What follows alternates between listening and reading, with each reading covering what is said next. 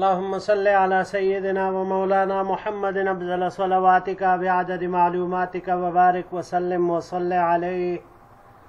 بسم اللہ الرحمن الرحیم. عزیز طلباء کرام، امید ہے انشاءاللہ العزیز آپ سب خیر و عافیت کے ساتھ ہوں گے. جامع السنن الترمذی جلد ثانی کے ابواب تفسیر القرآن عن رسول اللہ صلی اللہ علیہ وسلم کے باب ما جاء ومن سورۃ البقرۃ کے 7ویں حصے کے ساتھ اللہ جل شانہ کے فضل و کرم سے ایک مرتبہ پھر آپ حضرات کے خدمت میں حاضر ہونے کا موقع ملا. بحمد اللہ تعالی. عزیز طلباء کرام، آج ہمارا سبق نمبر 334 ہے، تو بڑھتے ہیں اپنے سبق کی طرف. وبه قال حدثنا قتيبة عن مالك بن أنس وحدثنا الأنصاري قال حدثنا معن قال حدثنا مالك عن زيد بن أسلم عن القعقاع بن حكيم عن أبي يونس مولى عائشة قال أمرتني عائشة أن أكتب لها مصحفا. ہمیں روایت کی قتیبہ نے، انہوں نے روایت کی مالک ابن انس سے. اس کی ایک اور سند ہے. امام ترمذی رحمہ اللہ فرماتے ہیں ہمیں روایت کی انصاری نے، انہوں نے معن سے، انہوں نے روایت کی مالک سے، انہوں نے زید ابن اسلم سے، انہوں نے روایت کی قعقاع ابن حکیم سے، انہوں نے ابو یونس سے جو کہ ام المؤمنین عائشہ صدیقہ رضی اللہ تعالی عنہا کے آزاد کردہ ہے. ابو یونس فرماتے ہیں مجھے اما عائشہ صدیقہ رضی اللہ تعالی عنہا نے حکم دیا کہ میں ان کے لیے ایک نسخہ لکھوں. وقالت، اور یہ فرمایا، اذا بلغت هذه الآیہ فآذنی حافظوا علی الصلاة والصلاة الوسطی. ام المؤمنین نے مجھے فرمایا کہ جب تم اس آیت پر پہنچو حافظوا علی الصلوات والصلاة الوسطی تو مجھے بتانا. فلما بلغتها آذنتها فأملت علی. پس جب میں اس آیت پر پہنچا تو میں نے ان کو اطلاع دی تو انہوں نے مجھے یہ آیت اس طرح بتلائی، حافظوا علی الصلوات والصلاة الوسطی وصلاة العصر وقوموا للہ قانتین. یعنی یہاں پر والصلاة الوسطی کے بعد وصلاة العصر بھی مجھے لکھوائی. وقالت سمعتها من رسول اللہ صلی اللہ علیہ وسلم. ام المؤمنین نے فرمایا کہ میں نے حضور نبی کریم صلی اللہ علیہ وسلم سے ایسا سنا.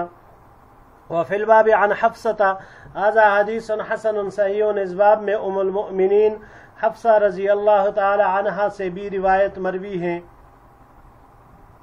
وبه قال حدثنا حمید بن مسعدة قال حدثنا يزيد بن زريع عن سعيد عن قتادة قال حدثنا الحسن عن سمرة بن جندب ان نبی اللہ صلی اللہ علیہ وسلم قال.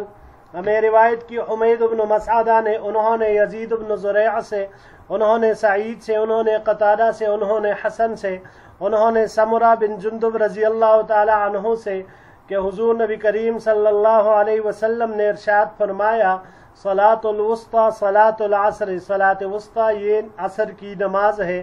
ھذا حدیث حسن صحیح. یہ حدیث حسن صحیح ہے. اگلی سلائیڈ کی طرف بڑھتے ہیں، وہ بھی اسی متعلق ہے جی.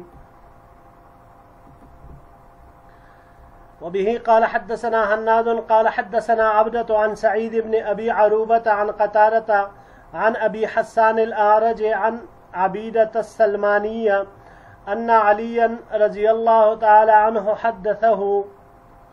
ہمیں روایت کی حناد نے، انہوں نے عبدہ سے، انہوں نے سعید ابن ابی عروبہ سے، انہوں نے قتادہ سے، انہوں نے ابو حسان العرج سے، انہوں نے عبیدۃ السلمانی سے کہ حضرت علی رضی اللہ تعالی عنہ نے ان کو روایت بیان کی ان النبی صلی اللہ علیہ وسلم قال یوم الاحزاب، کہ حضور نبی کریم صلی اللہ علیہ وسلم نے جنگ احزاب کے دن فرمایا، اللہم اَلْ قبورہم وبیوتہم نارا کما شغلونا عن صلاة الوسطی حتی غابت الشمس.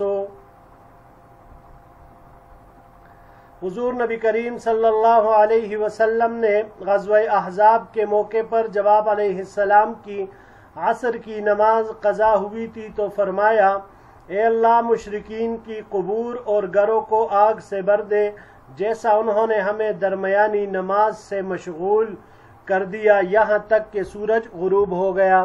ھذا حدیث حسن صحیح، یہ حدیث حسن صحیح ہے۔ وقد روی من غیر وجہ عن علی و ابو حسان ان الاعرج اسمہ مسلم، اور یہ اس کے علاوہ دوسرے طریق سے بھی علی رضی اللہ تعالیٰ عنہ سے مروی ہے ابو حسان الاعرج، یہ جو راوی یہاں پر آئے ان کا نام مسلم ہے۔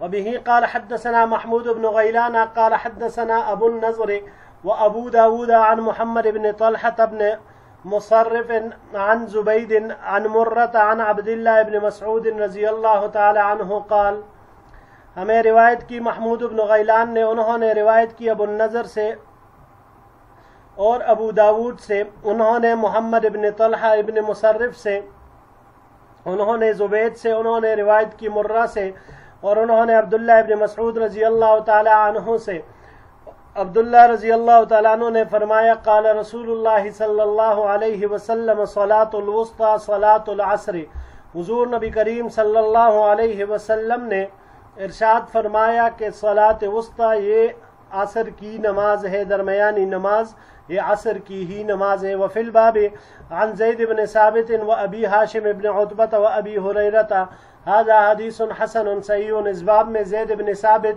ابو ہاشم ابن عتبہ اور ابو ہریرہ رضی اللہ تعالی عنہم اجمعین سے روایات مروی ہیں، یہ حدیث حسن صحیح ہے۔ جی عزیز طلباء کرام، حافظوا علی الصلوات والصلاة الوسطی وقوموا للہ قانتین، یہ سورہ بقرہ کی آیت نمبر 238 ہے۔ متعدد صحیح مرفوع حدیثیں ہیں جن سے یہ بات ثابت ہوتی ہے کہ صلاۃ وسطی سے مراد عصر کی نماز ہے، کیونکہ اس کے ایک طرف میں دن کی دو نمازیں جو فجر اور ظہر کی ہے، اور دوسری طرف رات کی دو نمازیں ہیں مغرب اور عشاء کی۔ یہاں پر امام ترمذی رحمہ اللہ نے جو روایت بیان کی ام المؤمنین عائشہ صدیقہ رضی اللہ تعالی عنہا کی کہ انہوں نے اپنے آزاد کردہ ابو یونس کو لکھنے کے لیے جب کہا تو ساتھ میں والصلاۃ الوسطی کے بعد والصلاۃ العصر کا اضافہ فرمایا، اور یہ بھی کہا کہ یہ میں نے حضور نبی کریم صلی اللہ علیہ وسلم سے سنا۔ اسی طرح امام ترمذی رحمہ اللہ نے اشارتاً ذکر کیا اس باب میں حضرت ام المؤمنین حفصہ رضی اللہ تعالی عنہا سے بھی روایت ہے جو کہ موطا مالک میں مذکور ہے، وہ بھی اسی طرح کی ہے، اس میں بھی والصلاۃ الوسطی کے بعد والصلاۃ العصر کا اضافہ موجود ہے۔ اب یہاں پر سوال یہ آتا ہے کہ دونوں امہات المؤمنین عائشہ صدیقہ اور حفصہ رضی اللہ تعالی عنہما نے صلاۃ العصر کا اضافہ کیوں کیا، اس کو مصحف میں اور قرآن کے نسخے میں کیوں لکھوایا؟ کیونکہ یہ تو تفسیر ہے اور اصل قرآن تو نہیں ہے۔ تو اس کا جواب محدثین حضرات اور مفسرین یہ دیتے ہیں کہ دیکھیے یہ اس وقت کی بات ہے کہ جب انزل القرآن علی 7 احرف پر عمل جاری تھا، یعنی جو ابتدا میں ہم پڑھ چکے ہیں قرات کے باب میں کہ اللہ جل شانہ نے مسلمانوں کے مختلف لغات زبانیں عمروں کی وجہ سے 7 احرف کے اوپر ان کو رخصت اور اجازت دی تھی، تو یہ اس وقت کی بات ہے اور اس وقت ان کو لکھنے کی اجازت تھی۔ ایسی چیز جو معنی کے اعتبار سے صحیح ہو تو اس کے لکھنے کی اجازت تھی، اس کو بیان کرنے کی بھی اجازت تھی اگرچہ الفاظ تبدیل ہو۔ پھر بعد میں حضرت عثمان غنی رضی اللہ تعالی عنہ نے لغت قریش پر سب لوگوں کو جمع کیا، یعنی اس وقت تک لوگوں کو جمع نہیں کیا تھا، تو اس وقت ایسا کرنا، ایسا تصرف قرآن کریم میں یہ جائز تھا۔ اور دوسری یہ بات کہ صلاۃ وسطی سے مراد کون سی ہے، تو جیسے کہ میں نے بتا دیا کہ اس سے مراد عند العام بس یہی ہے کہ اس سے عصر کی نماز ہی مراد ہے۔ اگرچہ ایک روایت زید بن ثابت رضی اللہ تعالی عنہ اور ام المؤمنین عائشہ صدیقہ رضی اللہ تعالی عنہ کی صلاۃ وسطیٰ سے مراد ظہر کی نماز کے بارے میں بھی مروی ہیں، جبکہ عبداللہ ابن عمر رضی اللہ تعالی عنہما اور عبداللہ ابن عباس رضی اللہ تعالی عنہما ان دونوں سے صلاۃ وسطیٰ صبح کی نماز بھی مروی ہے، لیکن اصح قول کے مطابق اور جو راجح اور عام ہے اور کئی مرفوع روایات سے ثابت ہے تو وہ یہی عصر کی نماز ہی ہیں۔ بڑھتے ہیں جی آخری سلائیڈ کی طرف۔ وبه قال حدثنا احمد بن منيع قال حدثنا مروان بن معاوية ويزيد بن هارون ومحمد بن عبيد عن اسماعيل بن ابي خالد عن الحارث بن شبيل عن ابي عمرو الشيباني عن زيد بن ارقم رضی اللہ تعالی عنہ قال، ہمیں روایت کی احمد بن منیع نے، انہوں نے روایت کی مروان بن معاویہ سے اور یزید بن ہارون سے اور محمد بن عبید سے، انہوں نے اسماعیل بن ابو خالد سے، انہوں نے حارث بن شبیل سے، انہوں نے ابو عمر الشیبانی سے، انہوں نے زید بن ارقم رضی اللہ تعالی عنہ سے، زید بن ارقم رضی اللہ تعالی عنہ نے فرمایا، كنا نتكلم على عهد رسول الله صلى الله عليه وسلم في الصلاة فنزلت وقوموا لله قانتين، کہ ہم حضور نبی کریم صلی اللہ علیہ وسلم کے زمانے میں نماز میں باتیں کیا کرتے تھے جو ضروری باتیں ہوتی تھی، پھر جب یہ آیت وقوموا للہ قانتین نازل ہوئی فأمرنا بالسکوت، تو پھر ہمیں سکوت یعنی چپ رہنے کا حکم دیا گیا۔ اور ایک اور روایت میں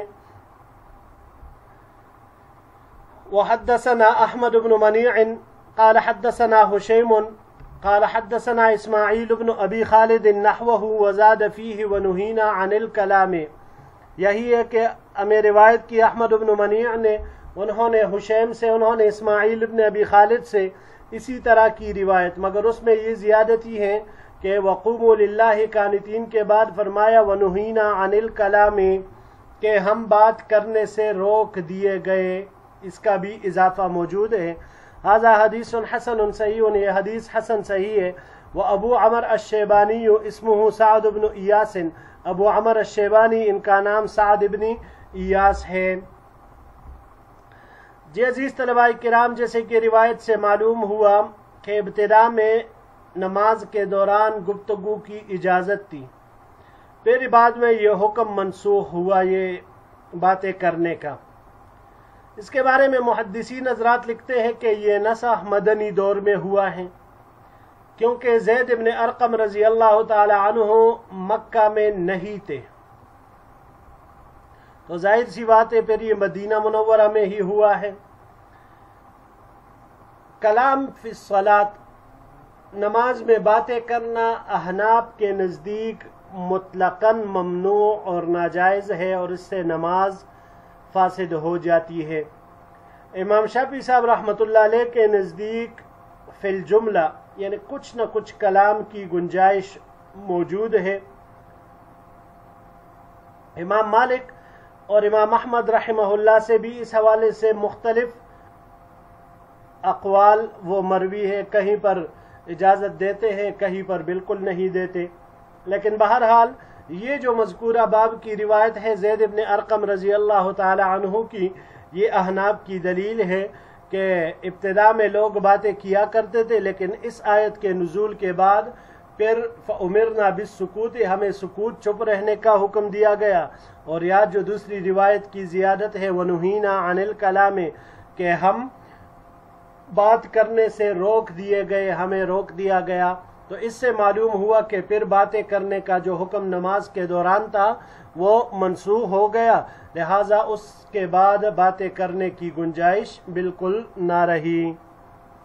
جی عزیز طلباء کرام، یہی تک ہمارا آج کا سبق تھا۔ انشاءاللہ العزیز زندگی رہی تو اگلے درس میں ایک نئے باب کے ساتھ پھر آپ کی خدمت میں حاضر ہوں گے۔ السلام علیکم ورحمۃ اللہ وبرکاتہ۔